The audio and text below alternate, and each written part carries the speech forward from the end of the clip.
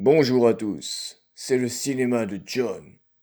Et aujourd'hui, nous allons parler de Prey, que l'on pourrait appeler Predator 5.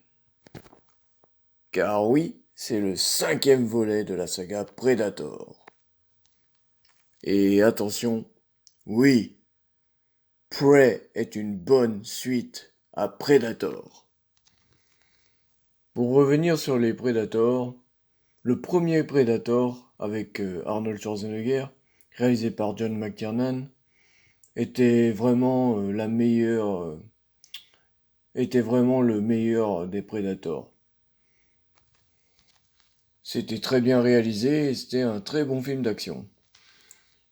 Et franchement, j'ai pas été très satisfait par toutes les autres suites de Predator qu'il y a eu. Predator 2, Predators et The Predator, qui était vraiment ignoble.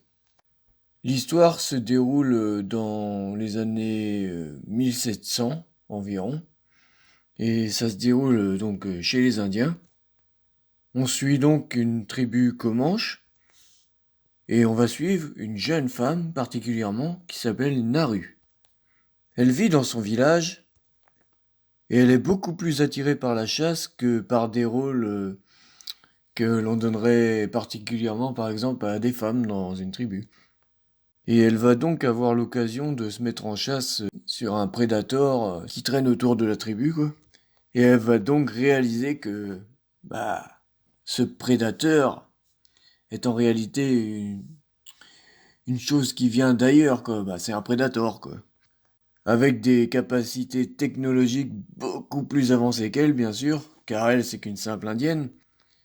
Mais elle va tout de même se mettre en chasse contre lui. Et elle va donc tout faire pour tuer le Predator.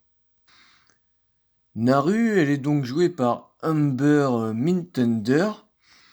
Et donc son rôle, elle joue une indienne qui arrive à se débrouiller plutôt pas mal, quoi, avec tout ce qu'elle a autour d'elle, quoi. Et franchement, l'actrice est vraiment très bonne dans son rôle. Elle fait une très belle performance, je trouve, et avec un très bon sérieux, ça ne tombe pas dans un humour débile, quoi. Et on va donc voir Naru, elle va vraiment en chier, quoi. Elle va en chier pendant tout le film, quoi.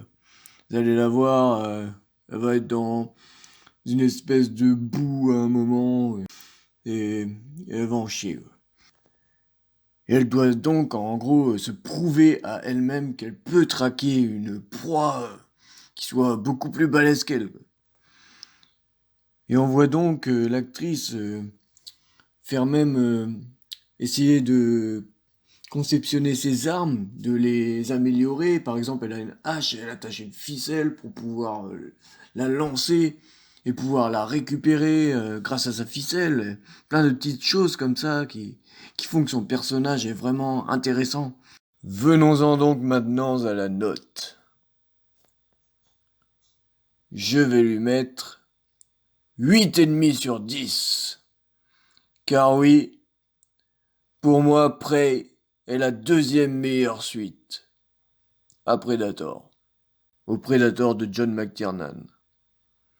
Et je vous laisse sur cette note et sur ce, prenez soin de vous, allez voir des films et ciao!